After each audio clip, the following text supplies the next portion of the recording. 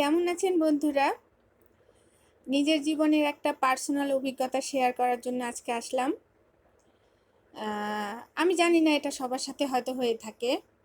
যেমন অনেকের সাথে আমরা বাইরে চলাফেরা করতে গেলে, মিশতে গেলে, গল্পগুজব করলে বসে বসে তখন মানুষ কি বলে?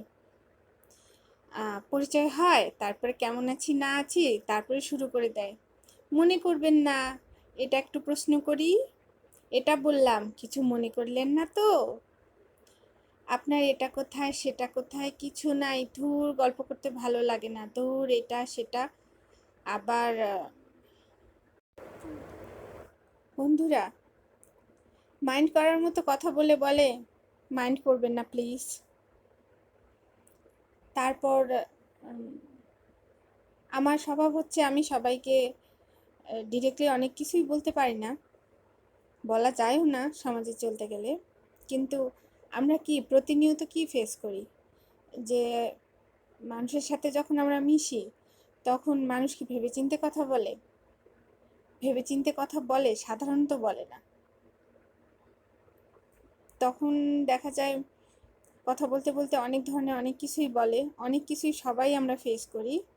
এর মধ্যে সবচেয়ে গুরুত্বপূর্ণ বা সবচেয়ে খারাপ লাগে যে ব্যাপারটা, মাইন্ড করার মতো কথা বলে বলে কিছু মনে করবেন না, ঠিক না? আর এখন যারা প্রতারক, যারা মানুষের সাথে প্রতারণা করবে তাদের ব্যবহার হয়ে গেছে অনেক মিষ্টি। আর যারা ভালো মানুষ বা অধিকাংশ মানুষ বাইরে রিক্সাওয়ালা বা যে কোনো লোক, যে কোনো কারণে বাজারে মার্কেটে সব জায়গায় সবার ধৈর্য এখন অনেক কমে গেছে। আগের মতো মানুষের ধৈর্য নাই, মানুষ ধৈর্য করে অনেক সুন্দর ভালো করে কথা বলার প্রয়োজন মনে করে না।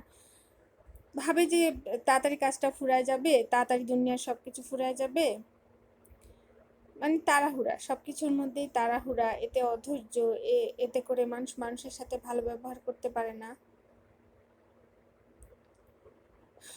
আপনাদের সাথে কিছু নিজের কথা শেয়ার করলাম। আশা করি আপনারা কমেন্টে জানাবেন আপনাদের সাথে কি কি ঘটে থাকে।